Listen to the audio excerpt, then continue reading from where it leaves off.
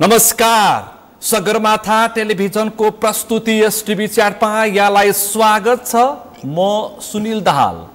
आज हामी विशेष गरी नेपाल भारत बीचको सम्बन्धका विषयमा विशेष कुराकानी गर्दैछौँ। नेपाल भारत बीचको एक किसिमको सुमधुर सम्बन्ध छ र भाइचाराको सम्बन्ध छ र यो सम्बन्ध निकै पहिलेदेखि नै यो सम्बन्ध निकै प्रगाढका साथ दाजुभाइको सम्बन्धको रूपमा प्रस्तुत हुँदै आइरहेको छ। नेपाल भारत बीचमा धार्मिक, सांस्कृतिक र आर्थिक सँगै राजनीतिक सम्बन्ध समेत छ। त्यसकारण नेपाल भारत बीचको एक किसिमले भन्नुपर्दा छुट्टै खालको सम्बन्ध छ र यो सम्बन्धले नेपाल भारत बीचको द्विपक्षीय सम्बन्धलाई झनै प्रगाढ पारेको छ।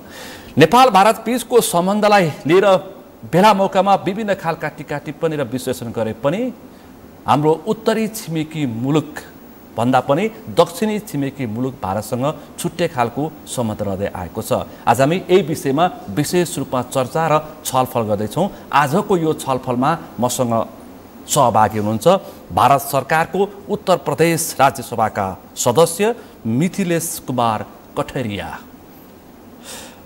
यहाँलाई स्वागत छ। Thank you. नेपाल र भारत बीचको सम्बन्ध ऐतिहासिक रूपमा निकै गहिरो रहँदै आएको छ र नेपाल भारत बीचको यो रोटी बेटीको सम्बन्धलाई तपाईँ कसरी मूल्याङ्कन गर्नुहुन्छ? यसलाई अझ थप मजबुत बनाउन दुवै देशको भूमिका के रहन सक्छ? म छलफल यहाँबाट प्रारम्भ गर्छु। नेपाल और भारत का रिश्ता सिर्फ भौगोलिक नहीं है, सांस्कृतिक और पारिवारिक भी है। आप खुद जानते हैं कि ये संबंध त्रेता युग से भगवान श्री राम, माता श्री सीता जी के से शुरू हुआ है। भगवान बुद्ध ने जन्म नेपाल में जरूर लिया, लेकिन उन्होंने समाधि भारत में लिया है। नेपाल और भारत रोटी और बेटी का संबंध रहा है। नेपाल की बहुत सी लड़कियां राजघराने की हमारे भारत में शादी हुआ है और परिवार के साथ वो लोग रहते हैं। लाखों लोग भारत के नेपाल में रहते हैं और नेपाल के काफ़ी लोग भारत में रहते हैं और इनको मित्रवत संबंध बनाना आवश्यक है। और भारत और नेपाल के आपस में बीच में मित्रता है और ये मित्रता और बढ़ानी चाहिए। नेपाल भारत बीचको जुन खालको सम्बन्ध छ, धार्मिक, सांस्कृतिक, राजनीतिक सम्बन्ध छ र सांस्कृतिक जुन खालको सम्बन्धको आदान प्रदानको माध्यमबाट दुई देश बीचको सम्बन्ध अझ सुदृढ बनाउन सकिन्छ भन्ने विश्वास पनि रहँदै आएको छ। तपाईको विचारमा कुन कुन सांस्कृतिक पक्षलाई प्राथमिकता दिनुपर्छ? सांस्कृतिक और आर्थिक पर बात किया जाए तो ऐसे बहुत से पुराने संबंध हैं और संबंधों को कभी ख़त्म नहीं किया जा सकता है।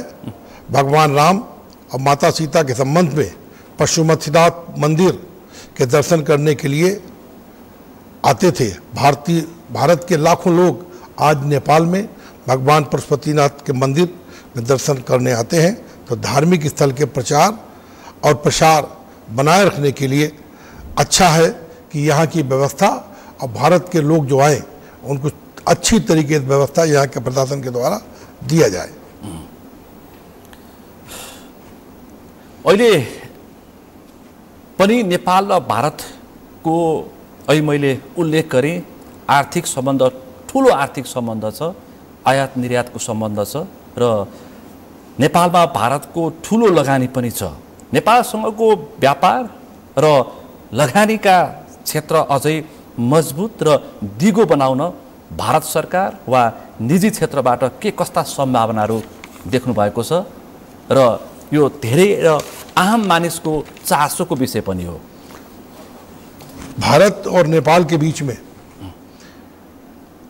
आपसी सम्मान और संप्रभुता की रक्षा करना चाहिए।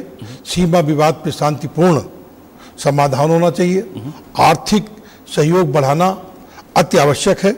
जनता और मीडिया की जिम्मेदारी बनती है कि भारत की और नेपाल की बीच में सहयोग बढ़ाएं और साझा विकास परियोजनाओं को भी यहाँ पर लागू करना चाहिए। जैसे सड़क है, जल विद्युत परियोजनाएं हैं, शिक्षा क्षेत्र में काम करना चाहिए। अंत में सभी प्रकार की समस्याओं के कूटनीतिक तरीके से हल करना चाहिए। हालको भू राजनीति पनि पेचिलो छ र नेपाल भारत बीचको भू राजनीति आफ्नै खालको र आफ्नै सम्बन्धको छ र अहिलेको भू राजनीतिक परिवेशमा नेपाल भारत सम्बन्धलाई अझ स्थायी र विश्वासिलो बनाउन भारतको तर्फबाट के कस्ता कदम चाल्न जरुरी छ तर अझै विश्वासिलो सम्बन्ध अझै प्रगाढ बनाउनको लागि नेपाल भारत बीच सरकारले सरकार स्तरीय छलफल कस्तो हुनुपर्छ? भारत और नेपाल के बीच में संबंध बहुत अच्छे हैं और नेपाल में एक स्थिर सरकार होना चाहिए और कूटनीतिक राजनीतिक विचार विमर्श बढ़ाते हुए सीमा पर सुरक्षा, आर्थिक सहयोग के लिए स्कूल, कॉलेज, बिजनेस के तमाम स्टेबल यहाँ पर व्यापार खोलना चाहिए।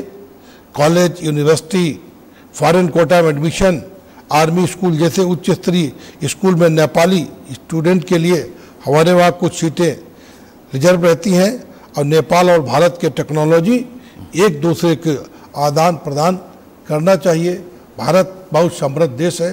भारत के माननीय प्रधानमंत्री आदरणीय श्री नरेंद्र मोदी जी के द्वारा जिस तरीके से विश्व भर में भारत को आगे बढ़ाने का काम किया गया है और वो चाहते हैं नेपाल भी हमारा साथ जो मित्र देश है और संबंधों को बढ़ाए, व्यापार करे और आर्थिक टेक्नोलॉजी में सहयोग करे। पछिल्लो समय भारत आर्थिक रूपमा तेस्रो आर्थिक शक्तिशाली देशको रूपमा उदयमान छ र त्यसको प्रतिस्पर्धामा छ र नेपाल भारत बीचको छुट्टै खालको सम्बन्ध छ, जनस्तरको सम्बन्ध छ र भारत आर्थिक रूपमा जुन ढङ्गले विकास गरिरहेको छ र छिमेकी मुलुक त्यो ढङ्गले विकास हुन सकेन भन्ने खालको नेपालमा चर्चा परिचर्चा हुन्छ। नेपालमा भारतीय लगानी ल्याउनको लागि नेपाल र भारत सरकार अथवा नेपाल र भारतका निजी क्षेत्रले कस्तो भूमिका खेल्नुपर्छ? आज भारत के तमाम व्यापारी जो भारत के नेपाल में व्यापार करते थे, यहाँ पर स्थिर सरकार न होने की वजह से उनको सुविधाएं नहीं मिल पाई। उनकी सुविधाएं ध्यान देना चाहिए, उनको आगे बढ़ाना चाहिए। जैसे आज विश्व में भारत चौथी आर्थिक स्थिति में मजबूत चौथे पायदान पे खड़ा है। मोदी जी के जैसा नेतृत्व पूरे विश्व में भारत को ऊंचाइयों पर लेके गया है। अभी बहुत जल्द ही भारत नंबर 1 बनने जा रहा है क्योंकि भारत में माननीय मोदी जी के नेतृत्व में जब से सरकार बनी है आत्मनिर्भर पे काम किया। अभी आपने देखा होगा जिस तरीके से पाकिस्तान ने अटैक किया और हमारे हिंदुस्तान की सेना ने उनको घर में घुसकर मारने का काम किया, तो ये दृढ़ शक्ति भारत के पास जो है मित्र देश हमारे नेपाल को इस तरीके से माननीय मोदी जी से मिलकर के अपनी तकनीक बढ़ाना चाहिए और देश को मजबूत करना चाहिए। नेपाल र भारत दुवै हिन्दू बहुल देश हुन् जहाँ पवित्र धार्मिक स्थलहरू छन्। तपाईको विचारमा धार्मिक पर्यटन मार्फत दुवै देश बीचको सांस्कृतिक सद्भाव र सम्बन्धलाई अझै कसरी प्रगाढ बनाउन सकिन्छ? भारत और नेपाल दोनों ही हिंदू देश हैं और जब से माननीय मोदी जी के नेतृत्व में और हमारे उत्तर प्रदेश में माननीय योगी जी के नेतृत्व में सरकार बनी है तो हिंदुओं के पवित्र स्थानों का जीर्णोद्धार किया गया। भगवान श्री राम का मंदिर अयोध्या में बना, काशी विश्वनाथ कॉरिडोर बनारस में बना, हमारे श्री कृष्ण जी की जन्मस्थली मथुरा में कॉरिडोर बनने जा रहा है। तो इस तरीके से अभी प्रयागराज में आपने देखा होगा महाकुंभ हुआ, लाखों करोड़ों लोग आए। तो मैं अपील करता हूँ नेपाल के लोगों से वो हमारे देश में आए और भगवान श्री राम की पूजा करें, भगवान श्री कृष्ण जी की, शंकर जी की। जिस तरीके से हम लोग यहाँ पशुपतिनाथ आकर के काठमांडू आकर के भगवान श्री गौरी शंकर जी को नमन करते हैं, आशीर्वाद लेते हैं, तो दोनों देशों में एक मित्रता और बढ़ेगी। और बढ़ाने के लिए जो भगवान राम कृष्ण शंकर जी के संगम गंगा राम गंगा तमाम तरीके के धार्मिक क्षेत्र हमारे उत्तर प्रदेश में, पूरे देश में है। तो मैं अपील करता हूं कि आएँ, अब दर्शन करें, उसका लाभ उठाएं। भारत और नेपाल हिंदू राष्ट्र है। नेपाल तो टोटल हिंदुओं का है, इसलिए मैं यहाँ के निवासियों को प्रणाम करता हूँ कि आप सब लोग सद्बुद्धि अपनी बनाए रखें और देश की समृद्धि और विकास के लिए भगवान के दर्शन बहुत जरूरी है। अर्को महत्त्वपूर्ण सवाल, अयोध्या र जनकपुर जस्ता धार्मिक नगरीहरूलाई केन्द्रमा राखेर नेपाल भारत बीच साझा हिन्दू धार्मिक मार्ग जस्तै रामायण सर्किटको पनि बहुत चर्चा छ नेपालमा। यसको विकासको प्रयास पनि भइरहेको छ। यस पहलले हिन्दू धर्म र पर्यटनलाई कस्तो सकारात्मक प्रभाव यसले पनि पार्न सक्छ, तपाईको धारणा के छ? जब धार्मिक क्षेत्र का सौंदर्यीकरण होता है तो पर्यटन बढ़ता है, लोगों की आमदनी बढ़ती है। कहीं फूल बिक रहे हैं, कहीं माला बिक रही है, कहीं पर भगवान की ड्रेस बिक रही है, तो एक आर्थिक विकास भी होता है। सड़क बन रहे हैं हमारे देश में, आप देख रहे होंगे कितना एयरपोर्ट बन गया। अयोध्या में एयरपोर्ट, सीधा जाइए आप, आपके नासिक में एयरपोर्ट, काशी विश्वनाथ, मथुरा में एयरपोर्ट, तमाम क्षेत्र में बढ़ावा मिलता है। सड़क परियोजनाएं बढ़ती हैं, विद्युत परियोजनाएं बढ़ती हैं। हमारे नेपाल काठमांडू में ही हमारे भारत के सहयोग से एयरपोर्ट बना हुआ है, तो इसको भी पर्यटन को बढ़ावा मिलता है और बुद्धि का विकास होता है। भारत विकासमा उच्च बिन्दु चुम्न खोज्दैछ र विश्वमा आर्थिक प्रतिस्पर्धामा भारत अब्बल हुँदैछ, तर छिमेकी मुलुक नेपाल भने कमजोर देखिएको छ आर्थिक समृद्धिमा। भारतका सहयोग कस्तो रहनुपर्छ? नेपालले यो सहयोगको लागि कस्तो तयारी र कस्तो अपेक्षा राख्नुपर्छ? नेपाल के माननीय प्रधानमंत्री जी को चाहिए कि अपनी एम्बेसी के माध्यम से भारत के माननीय प्रधानमंत्री नरेंद्र मोदी जी से मुलाकातें करें, उनसे मिलें, तरीका सीखें कि किस तरीके से भारत को आर्थिक युग में बढ़ाने का काम मोदी जी ने किया है। और यहाँ पर अभी तक लोगों को केवल एक ही चीज़ मालूम है कि काठमांडू में पशुपतिनाथ जी का मंदिर है, जबकि मैं खुद यहाँ शक्तिपीठ गया हूँ, नीलकंठ दर्शन करके आया हूँ। तमाम मंदिरों के बारे में मुझे जानकारी हुई। जब आप मंदिर का प्रचार करेंगे और एम्बेसी के माध्यम से तमाम योजनाएं ऐसी मिलती हैं जिनमें आपको अनुदान मिलेगा, ग्रांट मिलेगी और देश तरक्की करेगा। भारत चाहता है कि हमारा पड़ोसी मुल्क, पड़ोसी देश नेपाल बहुत मजबूत हो, क्योंकि इसकी मजबूती से हमको लाभ है। इसलिए हम दोनों को मित्र बस आगे मित्रता बढ़ाने के लिए आपस में व्यापार करना चाहिए। विकास की परियोजनाओं का भारत में सड़क तमाम जुड़ी हैं, विद्युत परियोजनाएं हैं, हमारे रिन्यूएबल एनर्जी पे भारत में जीरो टॉलरेंस रखा गया। माननीय प्रधानमंत्री मोदी जी के द्वारा पर्यावरण पे बहुत तगड़ा काम किया गया। सोलर पैनल दिए जा रहे हैं, पीएम कुसुम योजना के अंतर्गत ट्यूबवेल दिए जा रहे हैं। ऐसी योजनाओं के संबंध में वहाँ जाकर एम्बेसी थ्रू बात करें तो निश्चित रूप से नेपाल आर्थिक रूप से मजबूत हो जाएगा। तपाईँ एउटा राजनीतिक प्राणी पनि हो, तपाईँ भारत सरकारको उत्तर प्रदेशको राज्यसभा सदस्य पनि हुनुहुन्छ। यहाँको नेपालको राजनीतिलाई चाहिँ तपाईँले कसरी र कुन दृष्टिकोणमा हेरिरहनु भएको छ?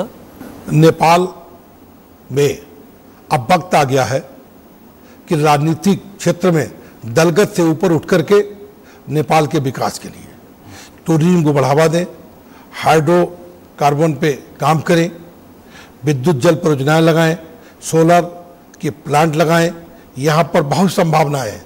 पर्यटन के द्वारा इतना विकास हो सकता है कि आज के तारीख में आप देखते होंगे कि विश्व में हर आदमी चाहता है मैं बाहर जा कर के कुछ दिन रहूं और वहाँ की खाने पीने की सुविधा है अच्छी। यहाँ पर बहुत अच्छा खाना, तो यहाँ पर केमिकल का कोई प्रयोग नहीं हो रहा। मेरा अपना अनुभव 3 दिन का ये है कि नेपाल का खाना बहुत बेहतर है और यहाँ की ऑक्सीजन भी बहुत है, हरा भरा माहौल है, तो यहाँ पर काम किया जा सकता है। और ये इनको कहीं कोई दिक्कत हो तो हमारे भारत के से आप सहयोग ले सकते हैं। भारत चाहता है कि नेपाल और तरक्की करे। हम आपके साथ यहाँ पर आए, हमें बहुत अच्छा लगा। बहुत बहुत धन्यवाद। नेपाल र भारत बीच लामो खुला सीमा सम्बन्ध छ र कहिलेकाहीँ नाका र सीमामा समस्या हुने गर्छ।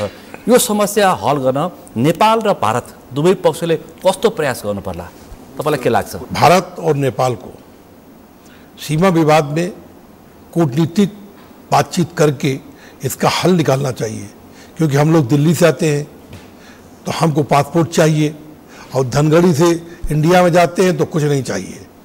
तो बहुत सरल देश है नेपाल, इनको आपस में तालमेल करके कूटनीतिक स्तर पर वार्ता करके सीमा का विवाद फिलहाल कोई ज़्यादा तो है नहीं, लेकिन छोटा मोटा रहता है, उसको हल किया जा सकता है। क्योंकि मैं जहाँ से आता हूँ वो मेरा जनपद आपके नेपाल की बॉडी धनगढ़ी से थोड़ा ही दूर पे है, इसलिए हम लोग तो बस सुबह आते थे, शाम चले जाते थे। तो इस व्यापार को बढ़ावा देने के लिए ये बहुत ज़रूरी है कि सीमा विवाद का हल हो, आराम से लोग आएँ और जाएं और पर्यटन पे बढ़ावा दें। निश्चित रूप से नेपाल की तरक्की होगी। थुप्रै नेपालीहरू भारतमा कामको सिलसिलामा बस्दै आएका छन् र भारतीयहरू पनि नेपालमा कामको सिलसिलामा नेपालमा छन्। अब यी दुवै देशको श्रमिकको सुरक्षाको लागि दुवै देशले कस्तो खालको कदम चाल्नुपर्छ, कस्तो पहल गर्नुपर्ला? भारत में नेपाल लोग जाते हैं, आराम से वहाँ पर उनको वोटर लिस्ट में वोट में नाम आ जाता है। अरुणाचल में तो विधायक भी हैं नेपाल के लोग, आसाम में भी हैं, नॉर्थ ईस्ट में हमारे बहुत लोग हैं। और मैं समझता हूँ कि नेपाल के लोगों के प्रति एक समाज में एक बहुत बड़ी भावना है कि ये लोग ईमानदार हैं और ईमानदारी से काम करते हैं, धोखेबाज नहीं है। तो ऐसे इसके लिए मैं नेपाल के लोगों को धन्यवाद देता हूँ। लेकिन यहाँ पर जब भारत के लोग आते हैं तो उनको नागरिकता नहीं मिलती है। इस पर सरकार को विचार करना चाहिए और आपस में दोनों लोग एक दूसरे के व्यापार को बढ़ाएं। निश्चित रूप से सफलता प्राप्त होगी और ये आर्थिक क्षेत्र में मजबूती आएगी। म अन्तिममा छु, नेपाल भारत सम्बन्धलाई अबको पुस्ताको लागि अझ सशक्त र सन्तुलित बनाउन लागि तपाईको सन्देश के छ? मैं नेपाल के लोगों से कहना चाहता हूँ कि जिस तरीके से आपने जनमानस के अंदर भारत में विश्वास पैदा किया कि आप ईमानदार प्रतिष्ठित लोग हैं, इस तरीके से व्यापार में भी आगे बढ़ें और भारत का सामान यहाँ पर बहुत ही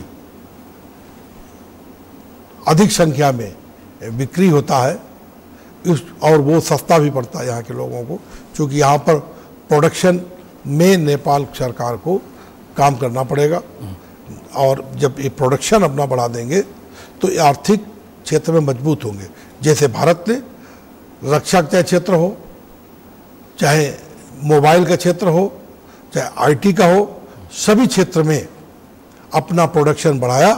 आज इंडिया पूरे विश्व में अर्थव्यवस्था में चौथे नंबर पे आ गया है।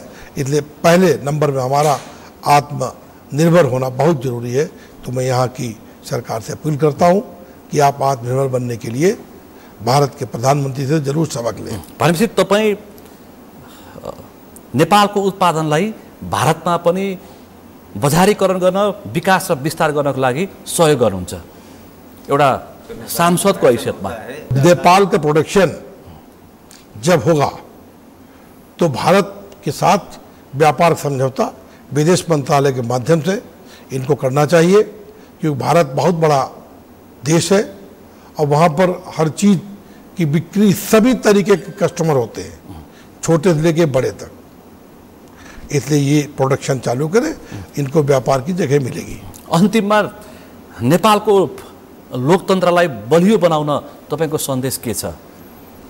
जब तक स्टेबल सरकार नहीं होगी और सरकार वो हो जिसका भारत सरकार से संबंध अच्छा रहता हो, क्योंकि भारत देश ऐसा देश है जो यहाँ को बढ़ाने के लिए कभी कोताही नहीं बरतता है। कोई भी जरूरत पड़े तो भारत इनका सहयोग करता है। तो इधर नेपाल की जनता से अपील करता हूँ कि स्टेबल सरकार दे ताकि देश मजबूती से आगे बढ़े।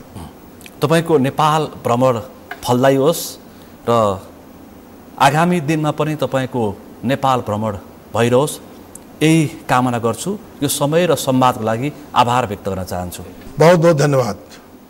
आज हामीले विशेष गरी नेपाल भारत बीचको सम्बन्ध र नेपाल भारत बीचको आर्थिक, धार्मिक, राजनीतिक र जनजनको सम्बन्ध कस्तो हुनुपर्छ र आगामी दिनमा नेपाल भारत दुवै देशले कस्तो खालको यो सम्बन्ध विकास र विस्तारको लागि अझै बलियो प्रयास गर्नुपर्छ भन्ने विषयवस्तुमा केन्द्रित रहेर छलफल गऱ्यौँ। आजको यो छलफलमा मसँग सहभागी हुनुहुन्थ्यो भारत सरकारका उत्तर प्रदेश राज्यसभा सदस्य मिथिलेश कुमार कठरिया। आजको विषयवस्तु यति नै। भोलि अर्को विषयवस्तुका साथ एसटिभी च्याट ल्याउने बाचा गर्दै म सुनिल दाहाल पनि बिदा चाहन्छु। सगरमाथा टेलिभिजन हेर्दै गर्नुहोला। नमस्कार।